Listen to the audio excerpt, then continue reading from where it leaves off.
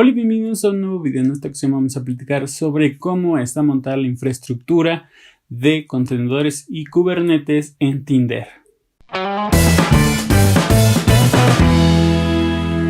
Encontré un artículo muy interesante sobre cómo el equipo de ingeniería de Tinder se las ideó para migrar sus servicios, digamos, del modelo tradicional de instancias o de servidores hacia un modelo de distribución y orquestación a través de Kubernetes. La intención de este video es que les enseñe un poco de forma resumida cuáles han sido las acciones que realizó el equipo de Tinder para que puedan ver cómo una simple app que en un principio parecería nada difícil de implementar puede llegar a ser todo un reto cuando millones de usuarios se conectan a través de ella.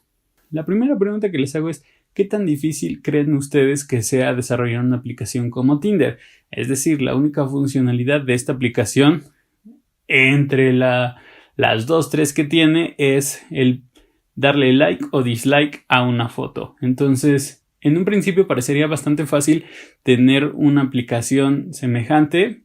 Sin embargo, ya una vez analizando cómo funciona Tinder a nivel de infraestructura y de código, nos damos cuenta que, por ejemplo, mucho del código tiene que ver con la predictibilidad, es decir, con sacar recomendaciones de acuerdo a los gustos o los posibles gustos que tú tienes para mostrarte perfiles similares.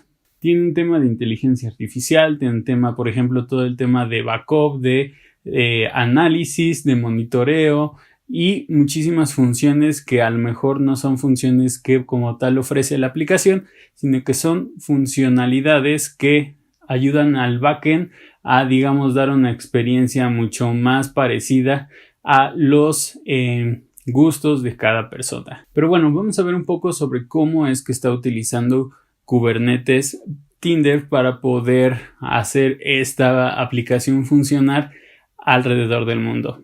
La historia de Tinder y la migración a un sistema de Kubernetes empieza en el 2018, cuando se dan cuenta que la aplicación empezó a crecer de forma bastante considerable, por lo que, digamos, ya no era tan fácil administrar la elasticidad de sus servidores o la escalabilidad de recursos para poder seguir ofreciendo la misma experiencia conforme más usuarios empezaban a probar la plataforma. Solo para dejarles algunos datos, Tinder funciona sobre Amazon Web Services, por lo tanto el esquema que migraron realmente no fue de estar en infraestructura física a la nube, sino era una migración de nube de un servicio de infraestructura como tal a uno distribuido con el uso de contenedores y Kubernetes. Aquí algunos datos muy interesantes: que migraron 200 servicios que se transformaron en 1000 nodos de su clúster de Kubernetes, 15,000 pods y hasta 48,000 contenedores. Entonces, ya cuando vemos la dimensión de estas cantidades, podemos empezar a preguntarnos, pues, ¿qué tenía Tinder en su backend para que al migrar sus servicios a un esquema con Kubernetes y contenedores pudiera tener esta cantidad de nodos? Recuerden que al final el tema de Kubernetes es proporcionar alta disponibilidad y un entorno de orquestación en donde si hace falta añadir más imágenes y más contenedores y más pods para poder seguir ofreciendo el servicio de una aplicación o de un sistema, pues lo puedas hacer de una forma muy fácil. Aquí hay 3 datos específicos que me llaman la atención sobre la migración de Tinder con el uso de Kubernetes. El primero es que solamente les tardó 1 año migrar su aplicación ya en la nube. Entonces a lo mejor puede sonar muchísimo tiempo, pero si se dan cuenta que el resultado final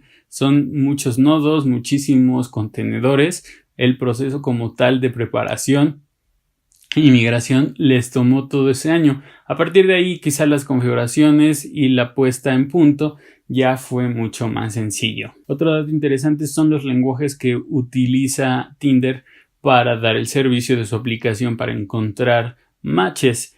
Por ejemplo, tenemos Node.js, Java, Go y Scala. Entonces son 4 lenguajes de programación bastante conocidos. Quizá el más, digamos, nuevo podría ser Go y puede ser también Node.js, pero ahorita les voy a decir que muchísimas empresas utilizan varios lenguajes de programación enfocados porque hay lenguajes de programación que sirven para cumplir una función específica.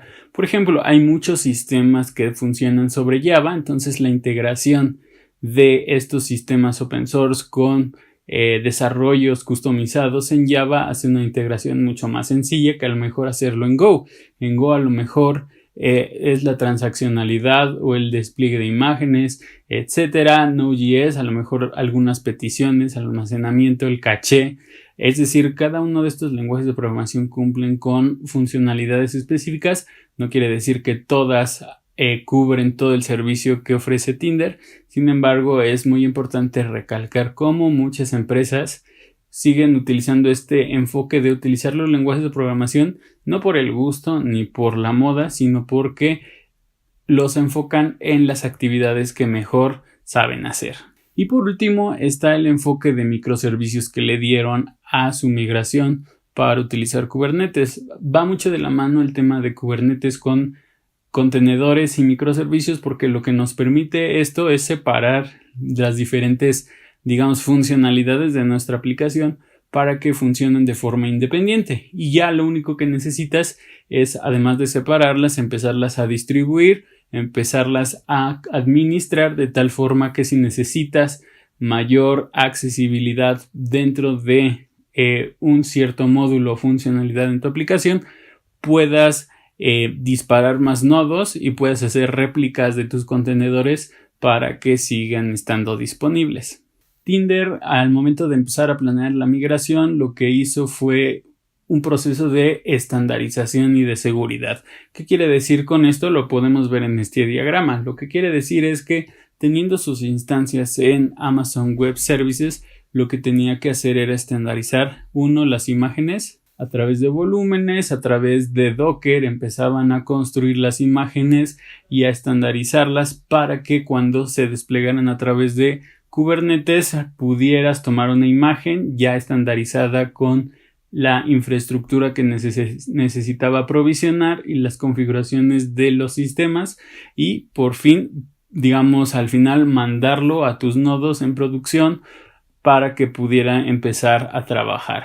Este proceso de imágenes también incluía el hecho de la seguridad, es decir, cómo, por ejemplo, administrabas la seguridad de todos tus nodos y de todos tus contenedores para que solamente las personas que tuvieran acceso a ciertos contenedores o a ciertos repositorios de código pudieran tener acceso a ese código, a esa lista de Docker para poder seguir aprovisionando contenedores. Entonces, va muy de la mano el tema de estandarizar el proceso de transformar servidores o máquinas virtuales a un proceso de código, en donde a partir de código vas aprovisionando tus servicios y le vas añadiendo los esquemas de seguridad para que no cualquiera pueda tener acceso a ellos. Después lo que hizo fue separar el clúster. Recuerden cuando estamos hablando de orquestación de servicios, lo primero que pensaríamos es que solo necesitamos un pool de nodos para dar servicios. Sin embargo, se dio cuenta que la alta demanda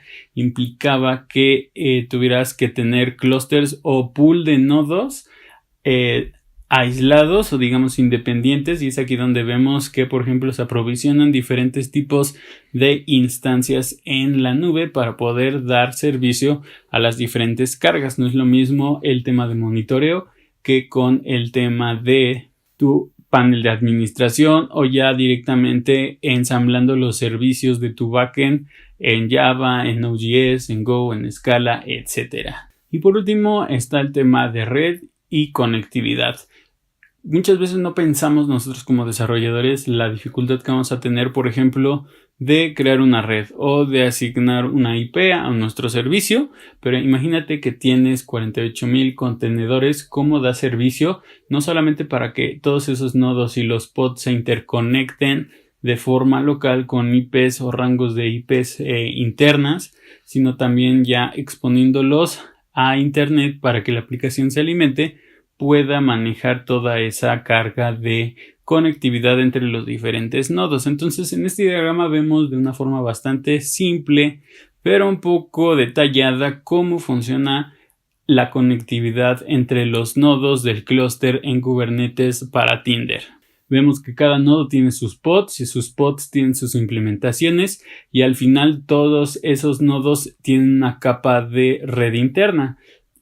Cuando nos pasamos ya a la capa de red externa, empezamos a ver lo que son temas de balanceadores de carga, el cual le permite obviamente a la aplicación mandar la solicitud a los nodos que estén más disponibles y así distribuir la carga de las peticiones de los usuarios a todos los nodos disponibles. Hay cosas bastante locas que por ejemplo menciona el equipo de Tinder, que es por ejemplo cómo modificas los encabezados o los headers de los paquetes en la capa 2 de red para poder añadirle más bits y que al final cuando llegue ese paquete a nivel de red lo puedas desempaquetar y puedas empezar a mapear el tráfico dependiendo de lo que necesitas obtener en esa solicitud a nivel de red. Entonces son cosas bastante técnicas que a lo mejor no quisiera gastar más tiempo explicándolas, pero es interesante ver cómo